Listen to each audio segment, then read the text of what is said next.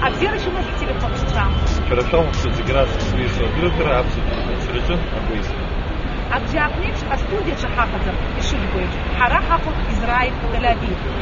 Узкий и вдруг зарабатывал, да чужие ясши стахуп, а дунеешь заграста, а медицина ахируха и пхадзов Израиль. Я сейчас ахупу, а клиника сука, рейх хотела клинику, рейху и рейх дунеешь, а марогуха. Я сейчас рейхаму подгоза, сейчас менее хватает, а хаким шуташвирука, подгоза сейчас шуташвирука. Я хахава, я хвозиге, шара, и все так, брезы, джервишица. Ой.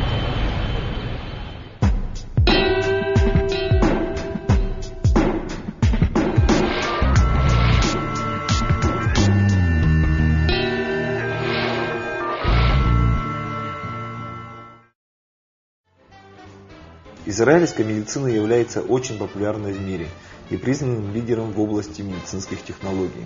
И то, что продолжительность жизни граждан этой страны 83,5 года среди женщин и 79,5 лет у мужчин, является доказательством качества оказываемой медицинской помощи. Топасута, где мы проводим свои съемки, ведущая частная клиника, одна из крупнейших в Израиле. Здесь все врачи-специалисты мирового уровня. И что очень важно, пациент имеет возможность самому себе выбрать лечащего врача. А также Топасута имеет международное доверие. И этот знак является признанием уровня качества медицинской помощи, оказываемой в Топасуте. Это аккредитация. Однако, прежде чем пообщаться с врачами клиники и показать медицинское оборудование, мы предлагаем интервью с Александром Циммерманом, чтобы вы, дорогие наши телезрители, имели представление о том, как организовано здравоохранение Израиля. Думаю, это будет интересно. В Израиле существует электронная база данных пациента. Но не будем забегать вперед. Об этом расскажет наш следующий герой.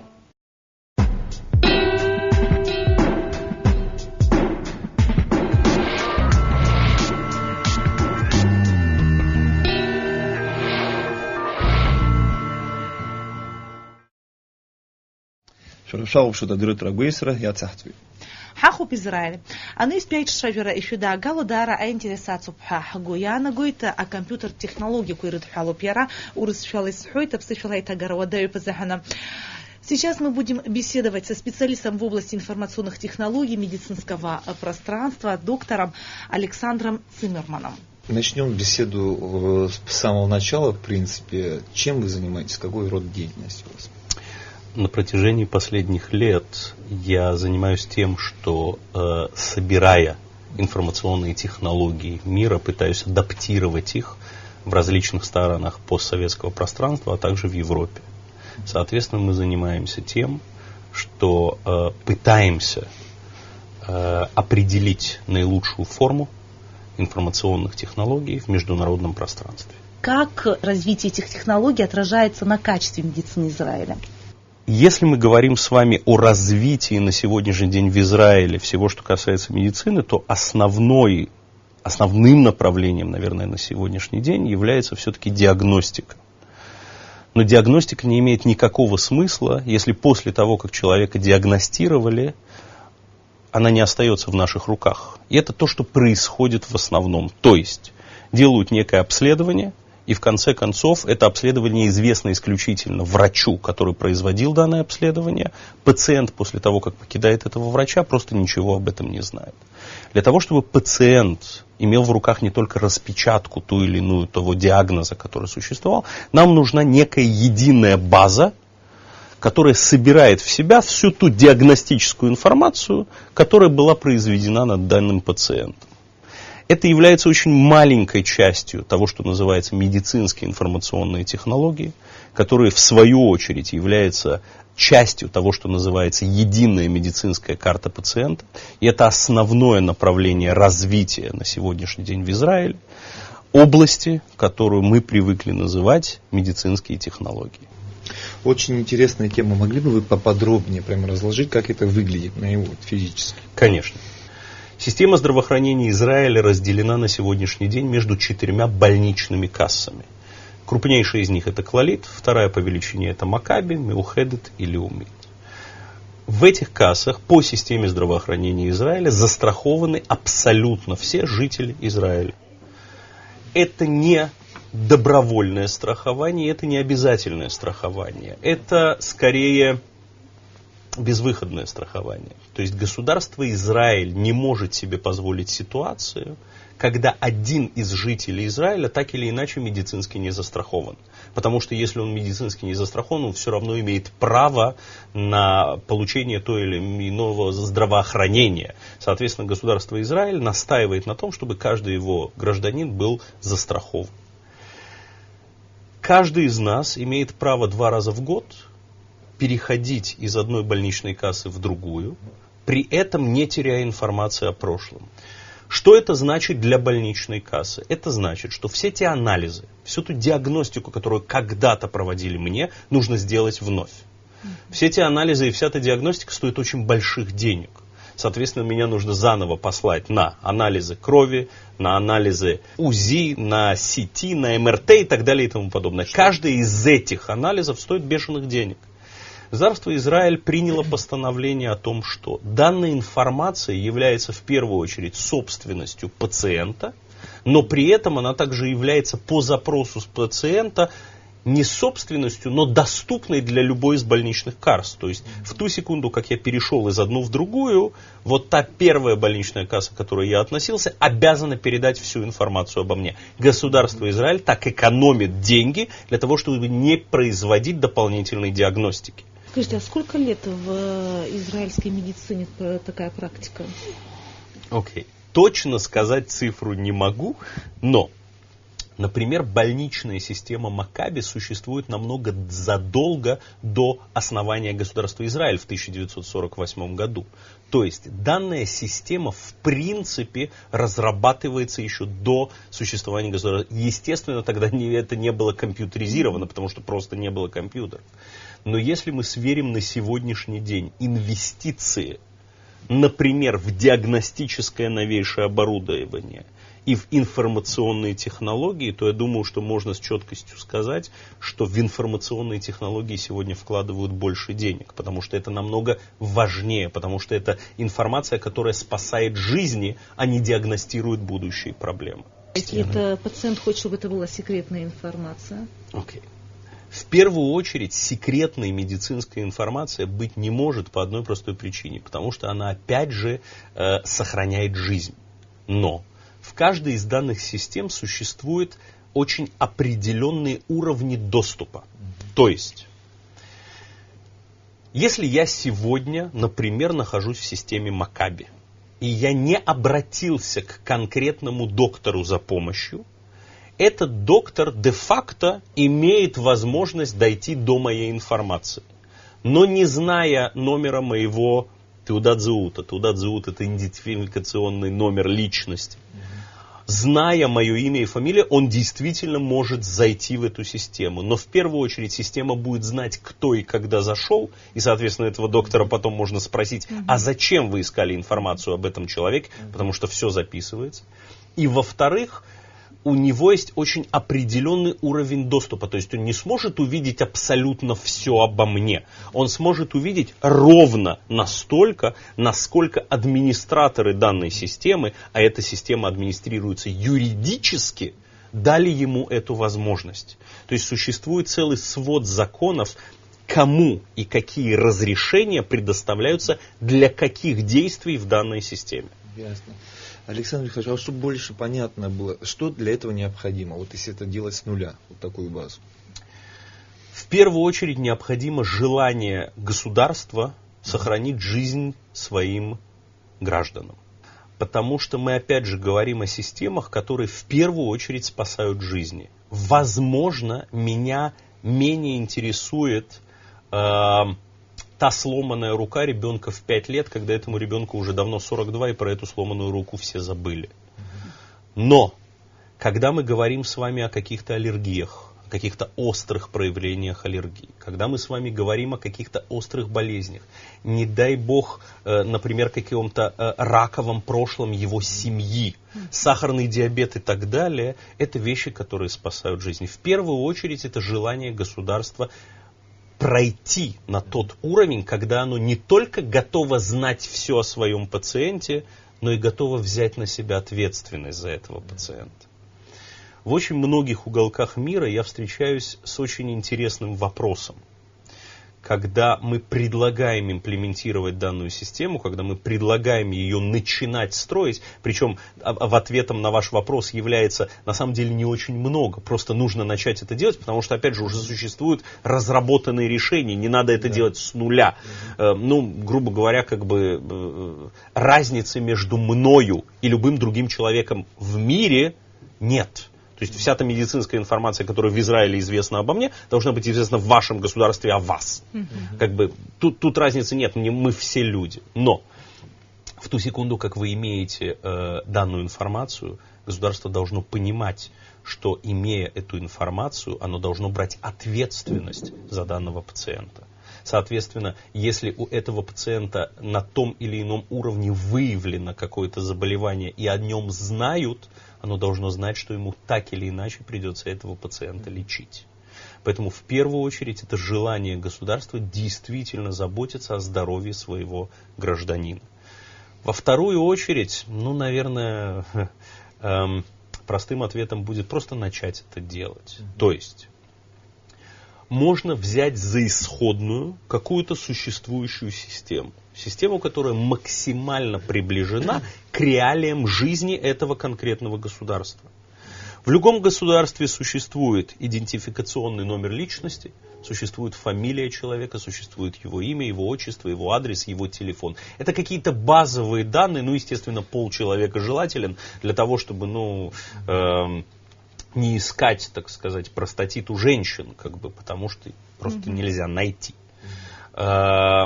При этом есть какие-то базовые данные, которые уже должны быть. Вот в ту секунду, как у нас есть базовые данные, к которым можно что-то привязать, вот оттуда можно начинать. То есть в первую очередь мы создаем базу данных людей. Их адреса, их телефонов, их имен. На эту базу данных можно привязывать все, что угодно. То есть бывшие болезни. Мы можем начать сканировать их, вот эти вот книжки больного, а можем этого не делать. Потому что в этих книжках больного на самом деле нет очень много той информации, которая нам действительно нужна. То есть то, что ребенок 34 раза посетил семейного врача 18 лет назад, нам это на самом деле не интересно. Но если мы возьмем данные о последних заболеваниях, это будет именно той точкой отправления, с которой мы можем начать. То есть главное это перепись населения и начать в какой-то момент просто собирать о нем данные.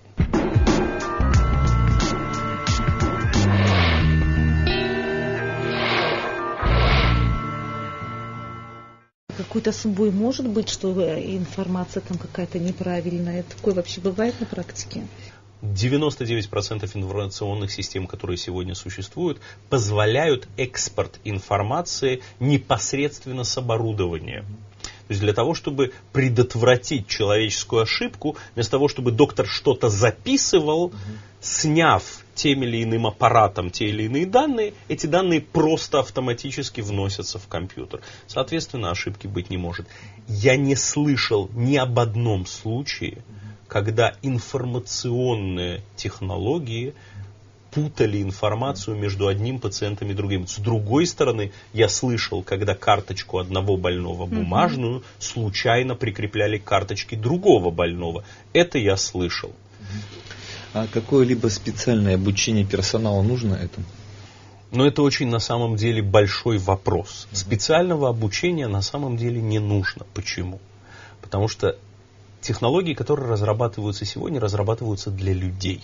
Они не разрабатываются для программистов, они не разрабатываются для технологов, они разрабатываются для людей. То есть существует некий очень удобный, то, что называется human interface, интерфейс пользователя, в котором довольно интуитивно каждый из людей может понять, что от него требуется. Помимо этого мы, естественно, вносим свои поправки, когда, не заполнив одно окно, нельзя перейти к другому. Единственной, наверное, проблемой в данном случае является не обучение, а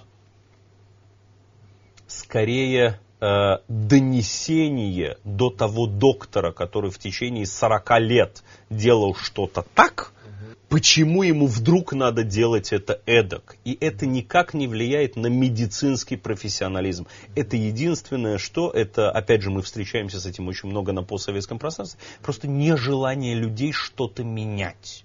Доктора на сегодняшний день везде понимают, что рынок, он уже не о докторах, он о пациентах. То есть на сегодняшний день, если раньше доктор был на первом плане, то сегодня на первом плане пациент. Поэтому если доктор хочет продолжать, наверное, свою практику, ему все-таки нужно больше заботиться о здоровье пациента, нежели чем о своих каких-то прихотях. Без этой единой электронной базы вообще можно сделать медицину качественной? Существует два мнения, мое и общее. Мое мнение нет, общее нет. Я не думаю, что сегодня можно говорить о качестве предоставления медицинских услуг без истории болезни пациента. Каждый из нас – это некая карта жизни, карта развития.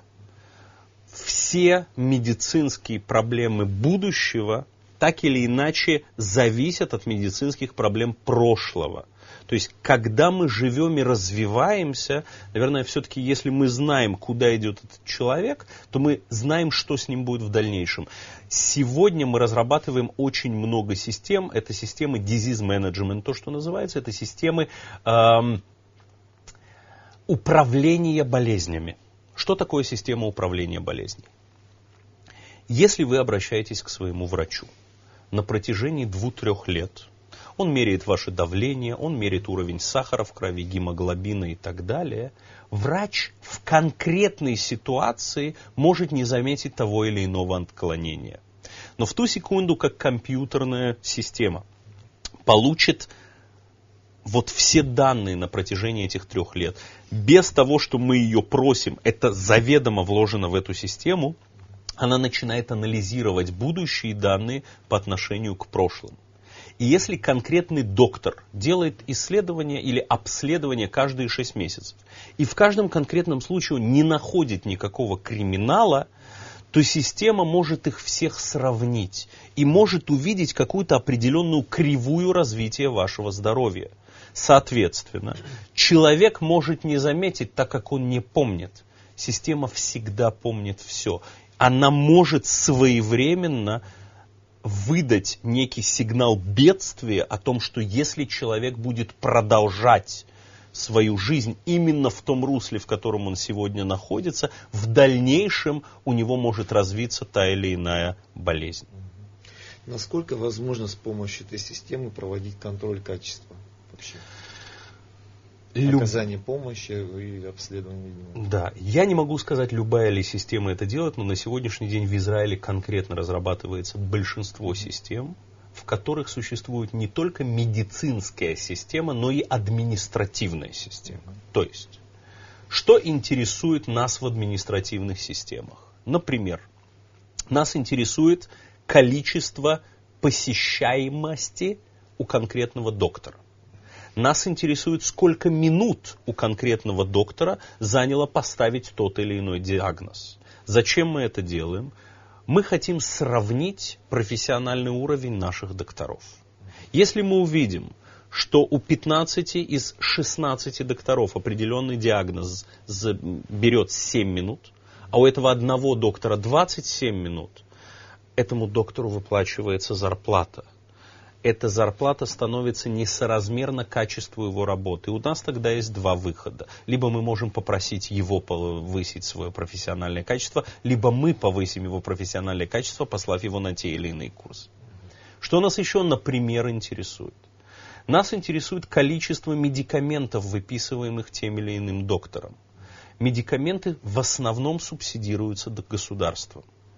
Если тот или иной доктор выписывает медикаменты направо и налево, это говорит нам, возможно, о его некомпетентности или той или иной заинтересованности в продвижении того или иного медицинского продукта. Что для нас законом Израиля является довольно проблематичным. проблематичным со стороны профессионализма, потому что мы хотим, чтобы у нас были здоровые люди. Проблематичным со стороны закона, мы не можем себе позволить доктору продвигать ту или иную фармацевтическую компанию. Какие еще данные нас интересуют? Нас интересуют данные о пациентах по отношению к какому-то доктору. Нам бы хотелось узнать, например, какой процент пациентов уходит от того или иного доктора после первого, второго или третьего посещения. Возможно, существует какая-то тенденция в каком-то конкретном случае в том, что пациент, придя к тому или иному доктору, просто не хочет продолжать быть у него. Соответственно, у нас существует, может быть, какая-то личная проблема в общении данного доктора с пациентом. А поскольку мы являемся службой сервиса, то есть вот все-таки здравоохранение это более сервис, нежели чем продукт, хотя в разных областях, конечно, можно поспорить, но в данном конкретном случае мы предоставляем тот или иной сервис, нам, естественно, хотелось бы знать об уровне общения этого доктора со своими пациентами. То есть данные системы позволяют не только контролировать качество диагностики, но и контролировать качество того, кто предоставляет данную диагностику, что является не только бюджетным интересом страны, влияет на бюджет того или иного государства по отношению к конкретному, да,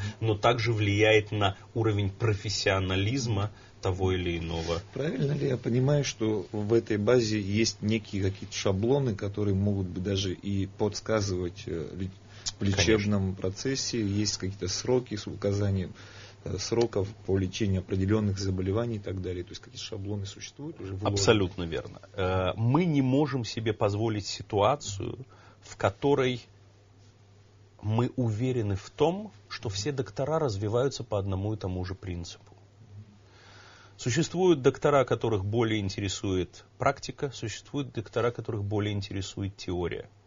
Мы обязаны предоставлять одинаковый высокий уровень профессионализма здравоохранения. Соответственно, вместо того, чтобы тот или иной доктор в данном конкретном случае начинал лезть в энциклопедию и искать ответ на тот или иной вопрос, мы действительно путем информационных технологий помогаем принять решение, как это делается.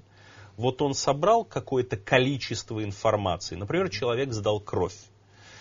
Если мы посмотрим на данные конкретные отдельно, то в них, опять же, нет никаких проблем. Но в системе существуют алгоритмы, которые говорят, что если данные номер 1, 4, 7 и 9 в суммарной своей части превосходят, например, там, возьмем число 100, соответственно, у человека существует то или иное отклонение. Доктор не будет сидеть с калькулятором и высчитывать. Он посмотрит на каждое в отдельности и поймет все, что хорошо. Система может подсказать ему, что существует та или иная проблема.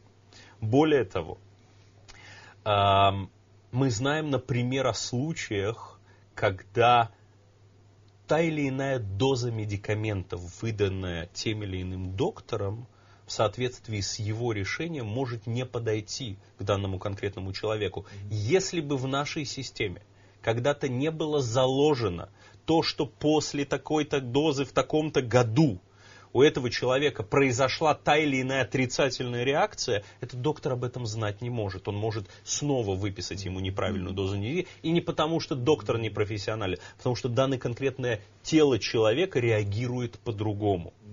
Эти системы подключены к системам фармацевтов, то есть не может существовать ситуации, при которой конкретный человек пришел к какому-то доктору и попросил, например, то или иное морфиносодержащее. Доктор выпишет ему морфиносодержащее. Если человек покупает данное морфиносодержащее не для лечения, а для, например, перепродажи или для злоупотребления, то он, естественно, подойдет к еще одному доктору для того, чтобы тот ему выписал рецепт. В случае нашей системы, система не позволит доктору ему больше выписать более того конкретного количества, которое на ближайший месяц, 2 или 3 того морфиносодержащего положенного этому пациенту. То есть, поскольку система знает о нем все, она просто физически не позволит это сделать. То есть система постоянно помогает принимать те или иные правильные решения.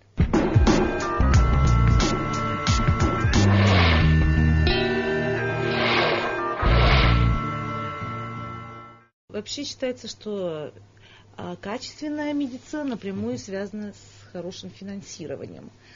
Вот. Насколько, скажем, это позволительно для таких стран, как Абхазия? Я, к сожалению или к счастью, не знаком с бюджетом Абхазии, но я вам могу сказать, что поскольку на сегодняшний день большинство баз данных не подразумевает под собой каких-то действительно высокотехнологичных решений, а это является сегодня продуктом абсолютно доступным для всех, это продукт программирования. Соответственно, для того, чтобы начать имплементировать данный продукт, не обязательно покупать его полностью. То есть его можно делать масштабно, то, что называется. Бюджет любой страны строится как на то есть как на краткий период, на короткий, так и на длительный период. Соответственно, это все можно разбить. Помимо этого, не забывайте, что когда мы с вами говорим об абсолютно отсутствующем продукте, будет занимать некое время его вводить.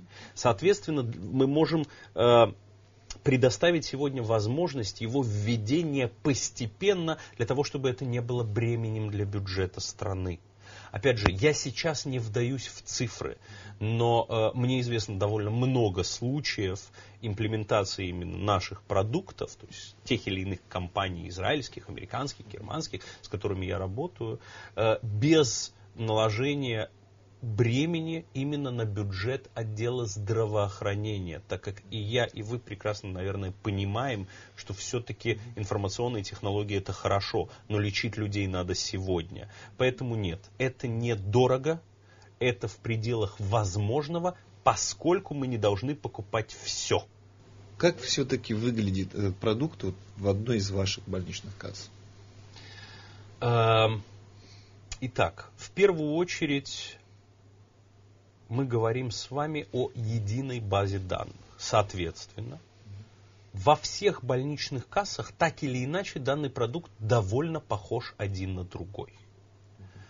Большинство больничных касс, как в Израиле, так и в мире, покупает этот продукт просто у ведущих компаний, потому что они знают, что разработка данного продукта требует годы. Соответственно, не стоит это покупать у каких-то начинающих программистов.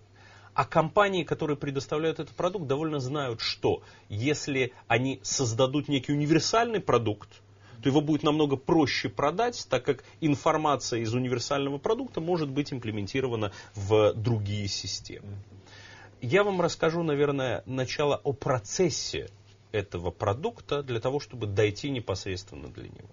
Когда мы с вами говорим о посещении пациентом того или иного доктора, любой пациент в Израиле, а также, опять же, мы говорим с вами о таких странах, как Германия, мы с вами говорим о Дании, мы с вами говорим о Японии, мы с вами говорим о Швейцарии. То есть мы с вами говорим о странах, назовем их социально продвинутых, то есть странах, которым очень важно положение своего гражданина, его здравоохранение, так как они знают, что ВВП страны непосредственно зависит от его граждан. У каждого из нас, в том числе и у меня, специально принес с собой, существует некая карточка пациента. Это карточка Макаби, это не реклама, я просто отношусь к больничной карточке Макаби, то есть к больничной кассе.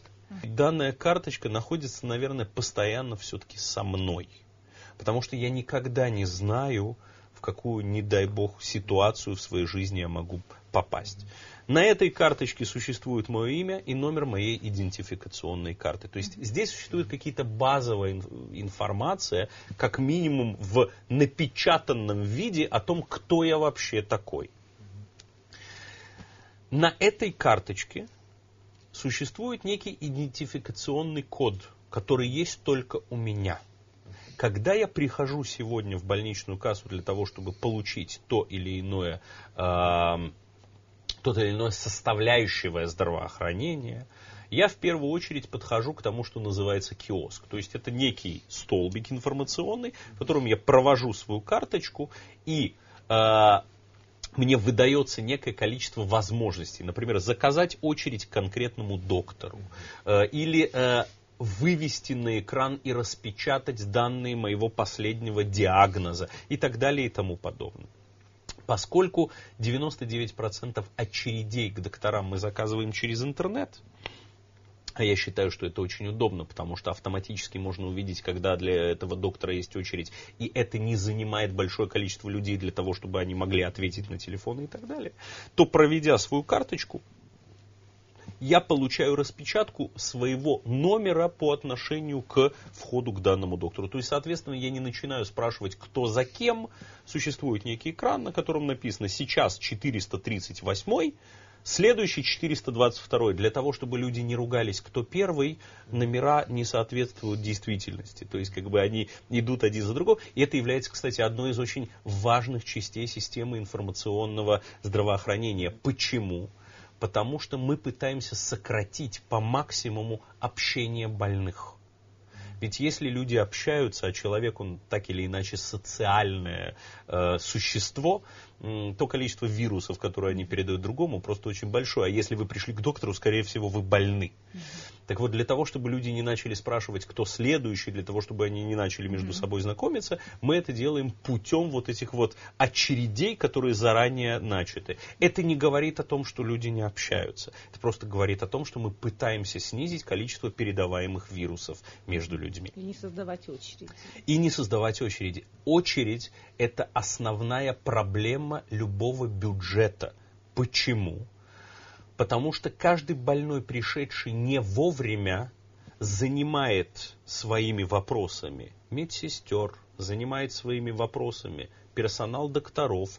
Вы наверняка были в ситуациях в своей жизни, когда вы говорили «я только спросить». Мы это пытаемся предотвратить. Мы не хотим, чтобы доктор был занят чем-либо, кроме обслуживания конкретного пациента, который пришел в очень конкретное время. Если человек, например, опоздал, он не вклинивается в очередь следующим. Он просто получает другой номер, который будет после тех, которые уже существуют, и до тех, которые еще не пришли. То есть мы выстраиваем автоматическую очередь к доктору. Доктор не должен быть занят ничем, кроме предоставления услуг здравоохранения. Простите, вот, перебиваю, если экстренная ситуация какая-либо? Экстренная ситуация в основном не требует вмешательства того или иного конкретного доктора. То есть, если скажем, в поликлинике произошла в конкретный момент экстренная ситуация, естественно, обратятся к тому доктору, который сидит просто в соседнем кабинете. Но в 99.9% случаев в экстренной ситуации человек в поликлинику не попадет. Он попадет либо в скорую помощь, либо в больницу. То есть он не обратится к тем докторам, которые не являются экстренными. Так вот. Зайдя к доктору, доктор не спрашивает «Здравствуйте, как вас зовут?». Он просто просит меня эту карточку. Для чего? Для того, чтобы он ее провел, и у него высветилось все про меня. Что про меня ему нужно знать? В первую очередь ему бы хотелось знать, как меня зовут. То есть, вместо того, чтобы спрашивать «Здравствуйте, кто вы?», что является не совсем красиво, да? Просто проводится карточку и здравствуйте. Александр Михайлович, здравствуйте. Мне приятно, поскольку меня знают. Ему несложно, потому что не нужно общаться просто так с людьми о том, о чем не нужно общаться. Помимо этого, на первой странице в основном моментально высветятся все аллергии, все экстренные случаи, которые были с этим человеком в прошлом, и самое главное, последний визит. Потому что, скорее всего, мне, как доктору, хотелось бы знать, когда последний раз этот человек, у кого был и по какой причине, чтобы знать, это продолжение недавнего случая или это к этому никак не относится. Потому что это очень важная информация. Вместо того, чтобы я начал, вы знаете, 4 месяца назад мне там что-то прихватило. Он видит, что мне прихватило, какой диагноз был, потому что для большинства людей название болезни не значит ничего. Для докторов они все-таки знают много, то есть он видит этот диагноз. Какова информация, которая интересует доктора, и, наверное, это является продолжением на ваш вопрос, это индивидуально. Потому что в каждом конкретном случае, во-первых, доктор имеет конкретно определенный уровень доступа к информации. То есть он не получит информацию, к которой он не имеет права доступа. И, во-вторых, не вся информация его интересует. То есть он непосредственно уже решит, в какие дебри вот этих медицинских карт и до какой истории он хочет докопаться, когда он собирается туда войти. То есть не существует какого-то определенного, какой-то определенной последовательности. Сделайте АБЦ. Доктор решит, что ему важно увидеть до того, как он у меня спросит о той или иной проблеме, с которой я к нему обращаюсь.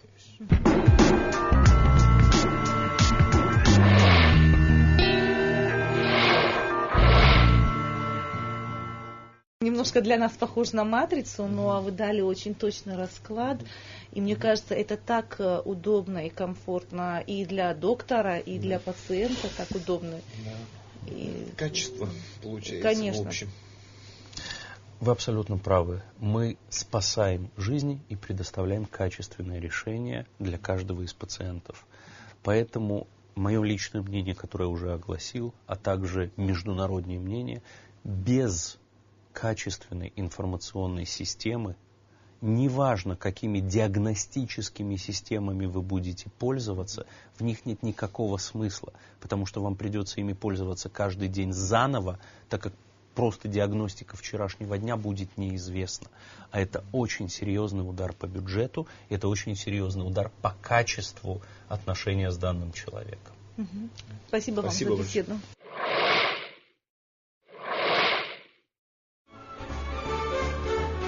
Благодаря доктору Циммерману мы имеем представление о системе здравоохранения Израиля. Многолетняя практика доказала, что эта система очень эффективна и является своего рода гарантом защиты здоровья граждан. А мы продолжаем свою экскурсию по медицинским объектам Израиля. В следующей передаче мы будем общаться с главным врачом клиники ТОП Асута доктором Ремменником и с гинекологом доктором Коэном.